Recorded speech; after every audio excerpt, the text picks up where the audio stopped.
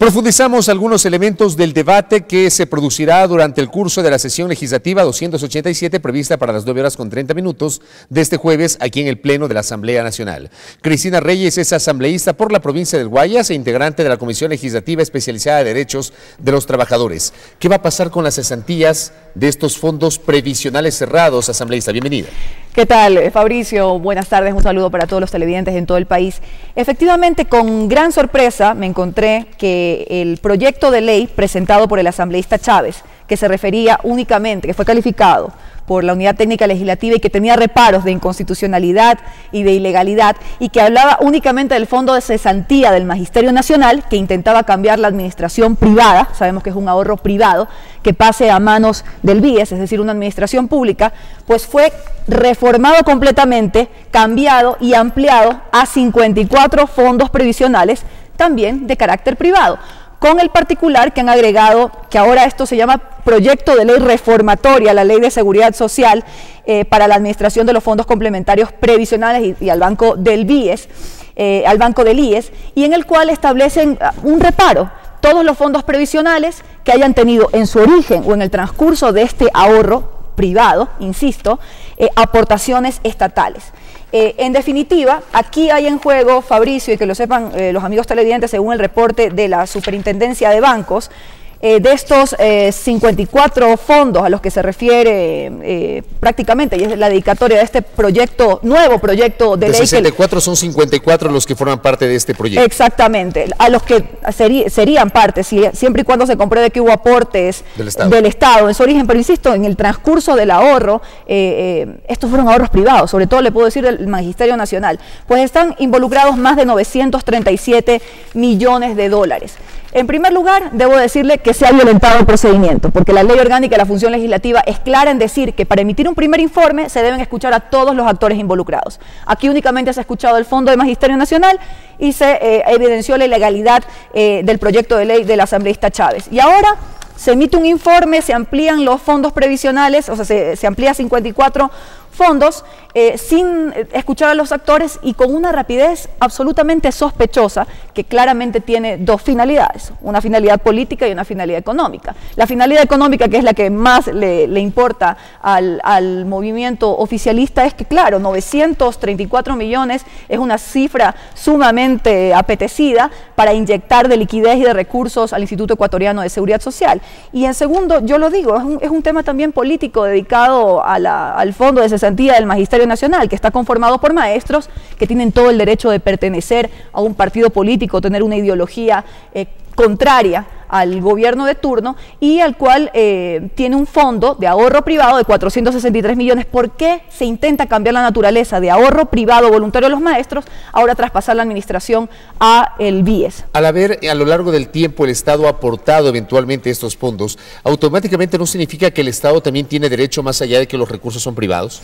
Mire, todos los casos son distintos e insisto, no los hemos analizado en la comisión, por ende no tenemos ni siquiera en la comisión los propios asambleístas de país tienen conocimiento de aquello. Recién se nos ha entregado por parte de la Superintendencia de Bancos quienes conforman estos fondos de cesantía, cuáles son los valores que tienen y cuáles son los prestantes, o sea, a cuánto asciende, y son cerca de 200.000 personas. 208.000 personas, 208.000 personas que han aportado, insisto, hay una suma de 937.000 millones. En el caso del Fondo de Cesantía del Magisterio Nacional, según ellos nos han contado a lo largo de las comisiones generales que hemos tenido en la comisión, ellos, su ahorro durante más de 20 años ha sido absolutamente privado, ajeno al seguro social, al seguro obligatorio de seguridad social que tenemos que aportar todos los que estamos en relación de dependencia, y que en sus inicios, en sus orígenes, es verdad que hubo un traspaso de sus fondos de cesantía que estaban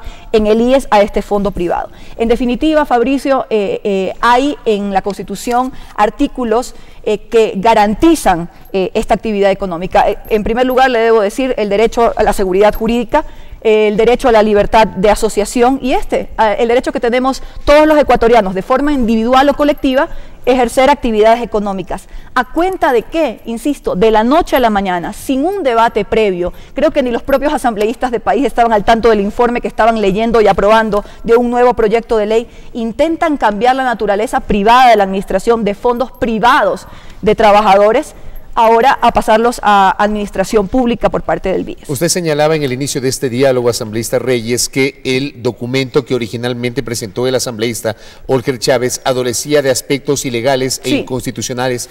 ¿Esos aspectos fueron detectados por la Unidad de Técnica Legislativa? Totalmente, y constan en el proyecto de ley que fue remitido a la comisión.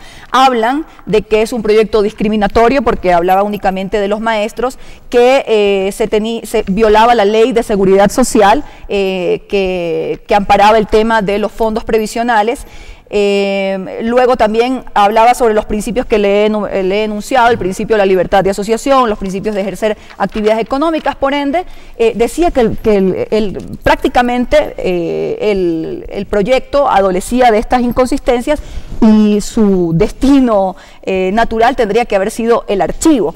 Finalmente, no es que los asambleístas no tengamos la potestad de reformar proyectos de ley, pero esto es un proyecto nuevo. ¿Por qué violentan los procedimientos de formación de la ley? Si tienen los votos para hacerlo, reúnan las firmas, que esto tenga un informe de la Unidad Técnica Legislativa, que venga la comisión, como dice el artículo 58, que citemos a todos los involucrados, les escuchemos antes de presentar un primer informe y que, bueno, luego venga al Pleno, pero con una celeridad sospechosa, insisto, porque hay 938 millones de dólares de por medio, hacen las cosas al apuro, violentando el procedimiento de formación de la ley, y eso no lo podemos permitir. ¿A usted le ha sorprendido lo que ha denominado asambleísta Reyes celeridad sospechosa, porque al tratarse de un proyecto ordinario no está sujeto a los plazos tan rigurosos que sí tiene un proyecto económico urgente? Mira, sí, e incluso si querían hacer las cosas, pero es que ni siquiera guardaron las formas, nunca se pidió prórroga para llamar a los involucrados, reformular, no, un informe de la noche a la mañana del viernes, y como dijeron algunos asambleístas, en las madrugadas del sábado. Así no se elaboran los proyectos de ley. ¿Ustedes en la comisión no lo analizaron previamente? Yo analicé el proyecto hasta el día viernes. Como saben los ciudadanos, como representante de la provincia del Guayas, fui a atender algunas actividades por las fiestas de fundación de mi ciudad, y fue el día viernes que reformaron todo este proyecto y que lo ampliaron a 54 fondos previsionales. Yo solamente le voy a decir, ¿en qué momento escuchamos a los servidores de la Universidad de Guayaquil? Nunca. ¿En qué momento escuchamos a los servidores públicos de la Procuraduría General del Estado? Nunca. ¿En qué momento escuchamos al Fondo Complementario Previsional de la Escuela Politécnica del Litoral del Ecuador? Nunca los escuchamos. Solamente escuchamos a la gente del Fondo del Magisterio Nacional y también a la red de maestros, que muchos sabemos tiene afinidades con el régimen, e hicieron algunas denuncias de irregularidades de este fondo.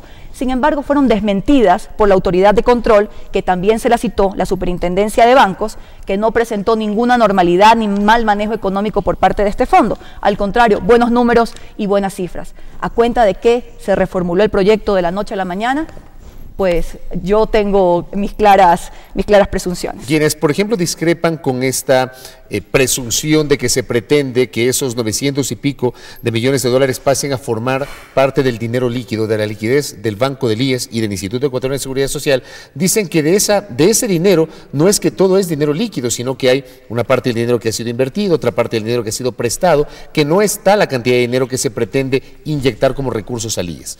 ¿Usted discrepa con esa visión? ¿Cuál es el apuro? Es que las cifras no las tenemos completas, y además que ellos hablan de un aporte estatal que tiene que comprobarse.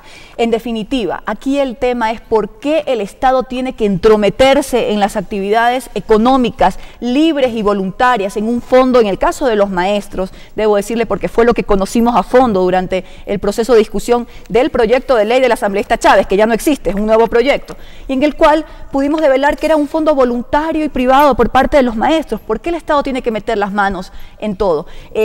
Argumentan los del movimiento oficialista de que en el BIES tendrían mejores réditos, tendrían mejores intereses, y yo siempre le digo, cuando la limosna es grande hasta el santo desconfía. Aquí hay claramente una intención de inyectar de recursos a esta institución pública, pero insisto, violentando normas constitucionales tan claras como la seguridad jurídica, como la libertad de ejercer actividades económicas y la libertad de asociación. Son fondos privados aquí hay claramente una necesidad de inyectar recursos porque probablemente se han gastado la plata y ahora la necesitan. Asambleísta, gracias por su tiempo. Gracias tiempo. a usted. Muy gentil a Cristina Reyes Hidalgo, integrante de la Comisión Legislativa de Derechos de los Trabajadores, con su visión crítica en torno a este proyecto de reformas a la ley del IES y a la ley del Banco del Seguro Social, que implicaría pues una modificación en la administración de los fondos complementarios previsionales cerrados, tema que será debatido por el Pleno de la Asamblea en la sesión 287 de este jueves. Pausa.